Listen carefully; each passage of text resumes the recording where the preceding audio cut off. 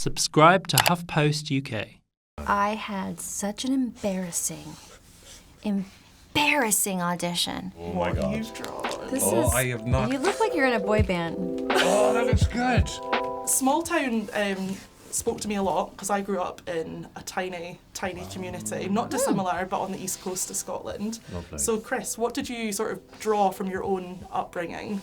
I mean, I suppose these kind of fully fledged locals with their own kind of difficult dynamics. I like the idea of middle-aged men taking the piss out of each other about really dumb stuff because it feels incredibly true, you know. The idea that you can revert to classhood as soon as you get into a committee with other people and there are dynamics needed again. So I liked all of that. I like the idea of people just wanting a big change for a short while and being kind of caught up in that.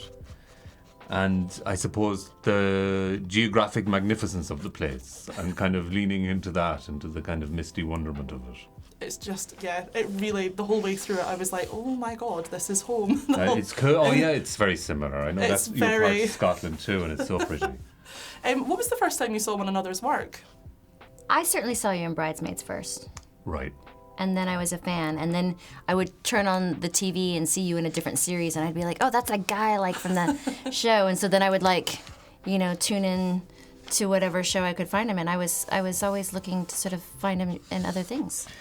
And I guess I probably had seen Mad Men when we were pregnant with the first, and it became our kind of pregnancy show. Dawn did most of the pregnancy. I'm glad you helped But I out by was choosing there. the show. Oh my God! I picked the TV shows. Yeah. And, An honourable thing to have done. and so I was kind of just blown away by her presence and by how the dynamics in that show are fantastic anyway. There's all kind of people playing with status at different points, and that can sometimes be tricky. And then I saw her in Good Girls when we were in the lead up to this, and you could kind of see how comedically adept and how up for it she was, and how that's not the same for everybody. You can't necessarily go between those two things that easily. But I found that she could. So those are probably the things that I saw first. And what have you learned about each other that surprised you when you've been working together on this? I don't know if I felt surprised. Or maybe something you appreciated, if Oh, not surprised. appreciated a lot. I mean, I've given you such a massive neck. well, that makes sense. That seems to make sense. I mean, it's such an unusual tone, the show, right? So to have him know exactly what that tone is that only Chris could know, and watching him execute it and explain it to people around him when we all might be like, well, when you say it, do you mean this? He's like, let me show you. And so to have him there and have such a fully realized, but be able to lead so well and explain it so well, because sometimes something with such a specific tone would be hard to convey, but you do it well. Oh, thank you. Yeah. I'm gonna do some facial hair here. Oh yeah, that's good. What I find with working with actors sort of always like a is matador. I'll take that. That's kind of I've got a much nicer I mean, it's jawline kind of like than in real life. There. I find with actors, I love actors so much. I genuinely do. I just love fucking working with actors because they're always up for something. They're always a bit fearful. This is the thing that you know, regardless of who they are. You work with these fantastic actors. I remember working with Phil Hoffman, and he was like, "Oh my God, I'm so nervous about this scene later." I'm like, Yeah. "What are you talking about?" I don't get that because I'm just so clueless. But I remember Paddy and Christina both contacted me just before we were going to do the first read through, and they were both like, "Don't fire me after tomorrow." I'm like, "The fuck are I you was so talking nervous. about?" Were you? So nervous at the read through. Read throughs are terrifying. I've been to the ones where you do a table read and then you show up to work next week and you're like, "Where's Bob?" Shit, really? Bob Bob's gone. Bob didn't make it. Bob got robbed. Yeah. In early on in the series, everyone from the local village piles in to try and get an audition. But what's a role that people would be surprised that you auditioned for? That's a good question. Can you talk about it? I had such an embarrassing audition where I had to It was for Avatar, and they were like, you can't take them. You know, it's very top secret material, so you have to come to the studio, and you have to only have the material there. So we're gonna give you like 4 hours, and we're gonna have a camera operator there and a director, and I had to crawl around on my hands and knees and howl like a dog, and sniff.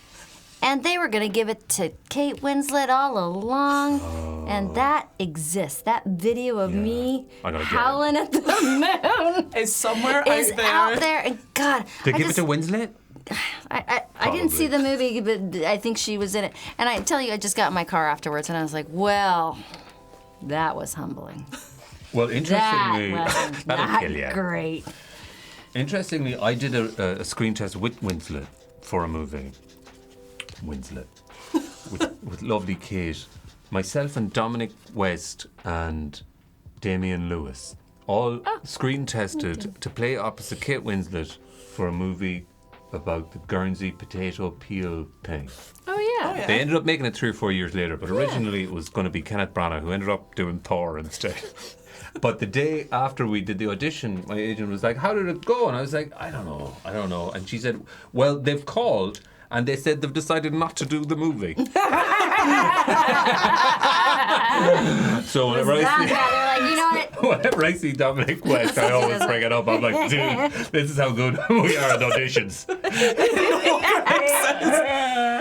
Well, I was going to ask you about embarrassing confessions, obviously in the spirit of Seamus having to share, but I feel like that's kind of maybe encapsulated it. Chris, I need to tell you my one in return. Oh, is that I have sent one piece of fan mail in my entire life. Oh my God. I was 14 years old and I sent it to Dawn. That's I thought you were amazing. about to say it was to him, and I was No, like, it was to Dawn. That's fantastic. Did she reply? She did not, but I Yeah. contacted her on Twitter years later to say thank you for getting me to be a journalist, because I watched all her documentaries when I was younger and it inspired me to go That's into cool. media. I'm being told to round up, so we are going to have a reveal of Oh my what God. you've drawn. this Oh, is, I have not- You look like you're in a boy band. Oh, that looks good. Holy shit. Hold on. Let me finish. Got to do half of the face. I'm just going to, not to add any extra pressure, but everyone is going to see these in the office when I get back. Oh. I gave you a UFO. I mean, at least you gave me a face. Oh, that's cool. Is this a I chip? think I that's a went for compliment. feeling. Right, oh, right. Yes. I went for, It like, spoke through you, there's the spirit that walks through the room. and this is where it took you. It's combination of colour. I think it's very abstract. I think it's something, isn't it? Do I love it. I love it. you know what's important? You love it. That's Yeah. the. I that's mean, the key. what is happening here? I mean, you're being taken by aliens as well, which Do you I know feel who is very I apt. see? What's your man's name? Sam Smith.